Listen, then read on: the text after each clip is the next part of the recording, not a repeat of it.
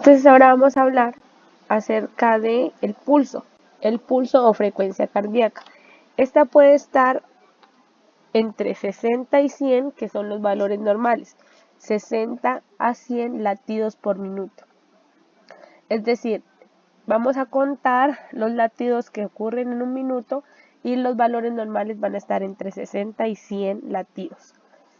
El pulso puede fluctuar o aumentarse dependiendo de lo que estemos realizando en el día.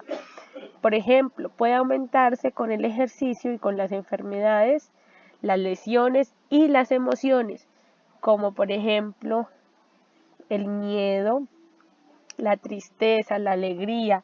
Esas emociones pueden hacer que cambie el pulso cardíaco. Las mujeres también, cuando ya tienen más de 12 años, tienden a tener un pulso mucho más rápido que los hombres.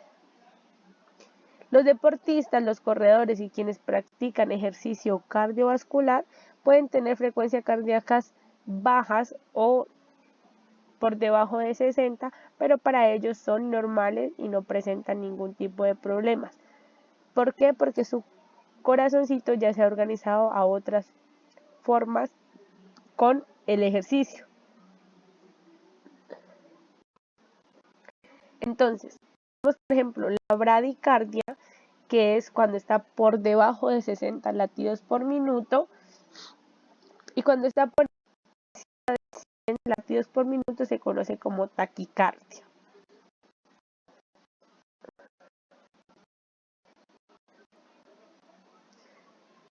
El procedimiento por el cual vamos a realizar para poder tomar el pulso cardíaco, entonces vamos a tomar primero que todo, vamos a revisar en qué parte lo vamos a tomar, porque hay muchas partes donde podemos tomar el pulso.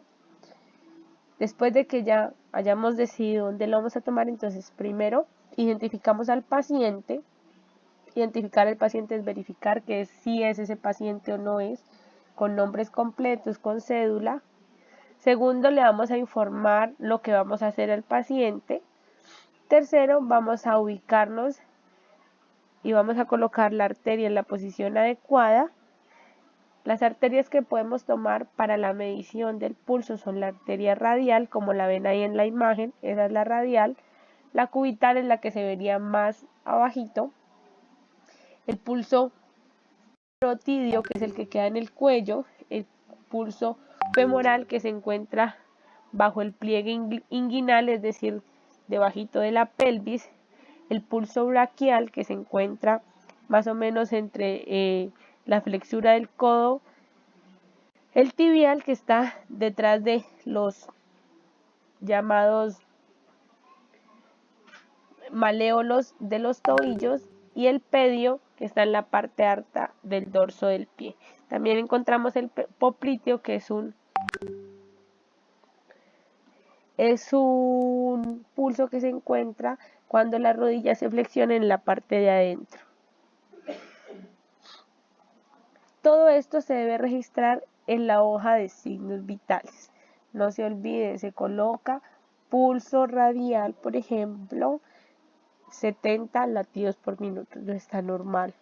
Si encontramos alguna afectación, es decir, que se encuentre por debajo de ciertos de los 60, entonces ya sería bradicardia, y si lo encontramos que está por encima de 100, entonces sería taquicardia.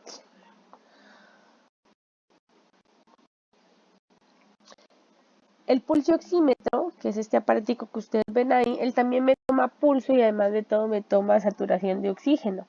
Entonces, esta es otra forma de tomar también este signo vital al paciente. Normalmente se utiliza el dedo índice y se lo pone dentro de ese aparatico que ustedes ven ahí. Cuando ya irradia la luz rojita, él me va a indicar dos datos. El primero, que aparece SPO, es la saturación de oxígeno, y el siguiente, que dice PR, son los latidos por minuto o el pulso. Todo esto se debe realizar y se debe registrar en la hoja de signos vitales, pues necesitamos que de todo quede constancia de que sí se lo hizo.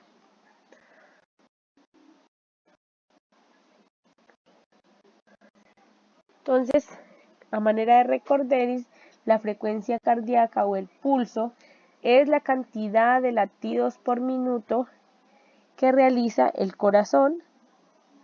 Un latido es el ciclo completo del llenado y el vaciado del corazón, como lo veíamos en morfofisiología. A eso corresponde un latido.